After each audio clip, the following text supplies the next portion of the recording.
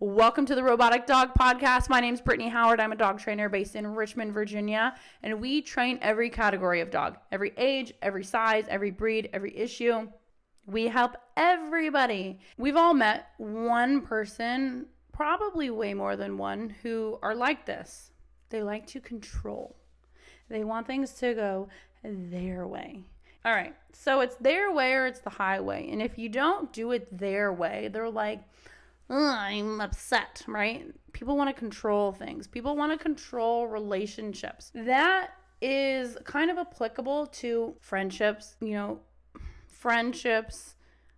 dating relationships, family relationships, and you better bet your sweet little ass they do it with their dogs too. They want to control everything this dog does, and they're not even doing it very well. They're just doing it because they don't know what else to do. They think that if you give the dog freedom, he's going to run away with it and be like, F you. And to a certain extent, that is true. If you just let the dog do whatever the hell it wants, it's going to do what it wants to do, and you're not going to be very happy about it. So I'm not saying let your dog be willy-nilly and do whatever it wants to do. I'm saying go with the flow, and things will work out. So I was at this business conference last week. It was actually a TV show. No big deal. Your girl was on a TV show. And I met some really, really amazing people. One of the mentors on the show, Stephanie Odia. Stephanie said that in life, you should go towards the pull and not the push. In life, things are going to present itself to you where it's going, no, this is the wrong thing, avoid. And if you keep trying, square peg, round hole mentality, you're going to go, this isn't working. And Stephanie talked about going towards the thing that's pulling you in. If it's pulling you in, go to that, because that's the universe trying to tell you this is going to work. This is a square peg, square hole, girl. Give it a shot. So do it. Do it with dogs. I'm going to relate this back to dating. So we've all dated someone, maybe multiple people, where it just doesn't work. No matter what you do, you guys are on different pages and it's just not working. They don't call you enough. They don't text you enough. They don't treat you nice enough. They don't put enough effort. And somehow, I've been this person. We've all been this person. And somehow you're still like, I'm going to try to make it work. I'm going to do this. I'm going to square peg round hole it until I explode. And if it doesn't work, I'm going to complain about it. But I'm not going to change anything. I'm just going to do it and just see what happens. We've all been this person. And man, is it exhausting. It is exhausting when you keep trying, and just like shit doesn't work. And then eventually you'll notice when you're with these people and you break up with them, life is like, things just work. The clouds part, the sun comes in, the universe is finally like, good job, dumbass. You should have done this forever ago. We've all done it. And it's the same thing with your dog, that your dog is going to be doing this thing and you're going to be like, no, do this thing and do this. And your dog's like, I'm not. And you're like, please do it. And they don't do it. And you're kind of just like chasing your tail around and you're like, what the fuck? It's not working. The biggest area that I see this happening is with my clients that have like a reactive dog or a dog that really, really likes other dogs. And as soon as they see their dog gearing up to go like, oh, I'm going to go say hi, they're like, sit down, Fido, don't move. Look at me. I've seen some people take the dog's head and then turn it to look at them. And they're like, if you're looking at me, you can't see that dog and you won't be bad. And then the dog is like this. He's staring at you and he's like, hello, right? And you make the dog want it so much more. So I'm in the camp of that when you see your dog is like, that you let them go out, right? Let them go out. And then they're going to get natural consequences. When they hit end of leash, it's going to be a correction. That makes so much sense to the dog. Or you let the dog look and then you go, look, I got hot dogs, bro. And the dog's like, look at that hot dogs. What? Oh my gosh, girl. So that is creating a pull out of life. My head is so freaking itchy today. I just got back from Vegas and I spent the whole entire week at a casino filled with cigarette smoke and cigar smoke and not a lot of fresh air. I think there's like 2 windows in the whole place. And so my body's just like, ugh, I feel icky. I took 2 flights to get back here. I missed one of them. It was crazy, girl. Okay, so when it comes to teaching our dog to do things that we want them to do, remember your dog is a predator. I don't care if it's a friggin' pug, Chinese crested, or a Pekingese, or what is that? What is it? One ugly dog. It's like so ugly. It's cute. It looks like a little Ewok, a Brussels Griffon. I love those dogs. Even those little like dogs are predators. Like at one point they were more independent than we've made them. Now they're just like, I'm wearing a sweater that matches my owner. You know, they're different, but they're still fucking dogs. They still want to do things like chase squirrels, eat goose poop, bark at cars that go by, because they're just fucking dogs. So if we remember that, and then we remember that, oh, my dog is a dog, it's an animal, that the next time we want to go sit and look at me, we're going to not do that, because that's not how things work in the dog world or the dog brain. Your dog's like this, remember? Hello? You know, you're trying to cover up their eyes. They're like, so we're not going to go against the grain. We're not going to square peg, round hole it anymore with our dog. So what I like to do, I like to use retractable leashes. And I know that's going to ruffle feathers. And I know that sounds crazy. It's like, Brittany, you want my dog on a leash that goes 30 feet away and I push it like a button on a video game, and then isn't it going to break? No.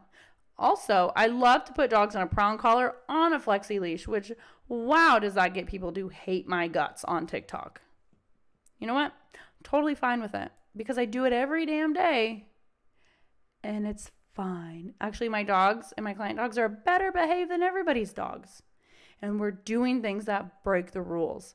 So you're going to put this dog on a flexi leash, and you're going to let the dog go way out, and then you're going to let the dog be a dog and look at things. And then you're going to be like, hey, Fido, you know what I got? Something really good that you like. And then you're not just going to be like, here, Fido, eat it. You're going to be like, Fido, look what I got. You're going to push that button on that leash, and you're going to run backwards. And then the dog is going to be like, wait a second. I want that. Because remember, pull. Create things that pull the universe. I'm talking about pulling mentally, not like a leash pull. Create circumstances that make the dog want to come to you. And what's going to happen over time is that you're going to see that your dog thinks you're fucking really cool. We train dogs through things that are much more therapeutic than just training. I think that any amount of obedience is advanced. I will stand by that forever. I don't teach place to dogs. I used to, but I don't anymore because I have learned better. There's nothing wrong with place. It's just that so many of our clients are not at the skill level to maintain place. They're not at the skill level, or you've not done a good enough job to teach them how to use place correctly in their day-to-day life. Just because you put a dog on a place board doesn't mean that they're not on that place board like, oh, F you, or, oh, I really want to go over there. Just because your dog's body is in place doesn't mean their brain is in place. And that is why I say obedience is advanced. Any amount of obedience is advanced. And that's why I have my clients, they don't even heel their dogs 90% of the time, which I would have never said that like 4 years ago.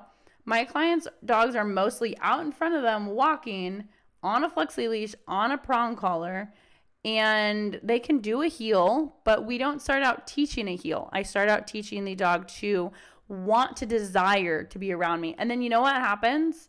After we give our dogs 26 feet of flexi leash, they back it up and they end up walking right next to us. And they're like, you know what? You give me a lot of hot dogs right here. It's pretty dope. And then they do that. They teach themselves heel all on their own. And then later we go back and we refine it on the back end and we make it like hot to trot, and it's everything that you've ever wanted. But I don't teach that in the beginning. I don't need to. And you don't need to do it either. So I highly recommend that you guys try a retractable leash. I like the brand Flexi and I like the brand Tug. Those are both in my Amazon storefront. If you really, really want to support us in this channel, I would love you. Love you, love you, love you.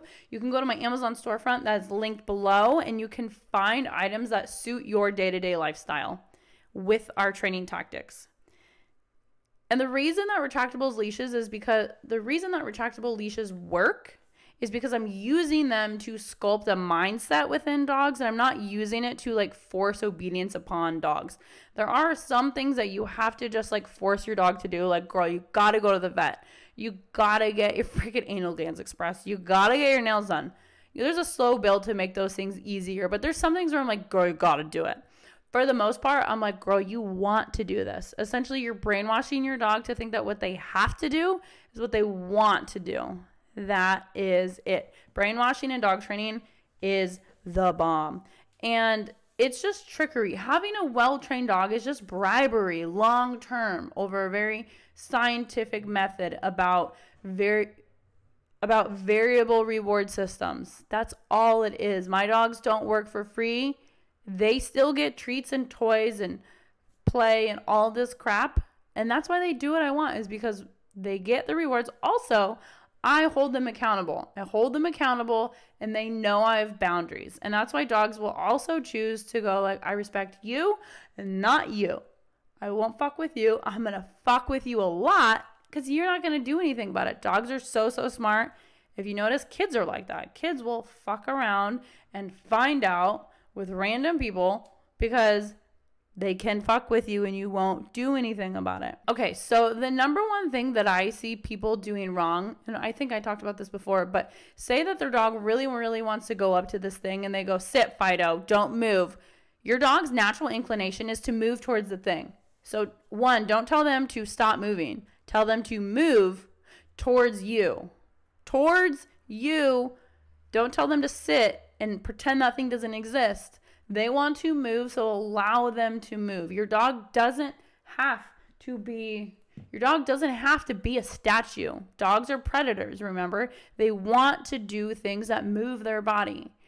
It is so freeing to a dog to be able to run and play and sniff and do all this other stuff that just like fuels them for life. So just like I was talking about earlier, the push and the pull, if your dog wants to move, make them move towards you. Like if your dog's wanting to run towards a squirrel, they need to move. So make them move to you. Make them do it with the leash. Push your thumb down, pull, run backwards, blueberry pancakes, give them a hot dog or a blueberry pancake, whatever floats your boat. I am here to help you. I am here to help anybody. It doesn't matter if you are local to Richmond, Virginia, or if you are in another state.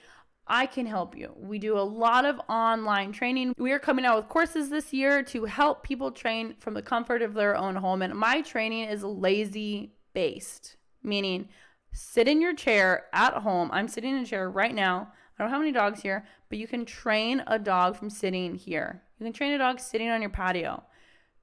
Dog training is so much easier than people make it. Like, I kind of attribute this to like being an entrepreneur and a small business owner, is that like entrepreneurship is so much easier than people think it is. Like it is not easy. It is easier than people think it to be. All you have to do is say, I'm going to go with the pull and not the push. And I'm going to implement something when I say I want to implement it. And then you do it. And, you know, it goes like this and up and down and you're alone a lot. And, you know, but it's much easier than people think. People are like, oh, I could never do that. You know what's hard? Going to a 9 to 5 and clocking in and clocking out and working for someone else. You know, I was talking on the phone the other day to somebody and they're like, I'm not on my lunch break. I have to go.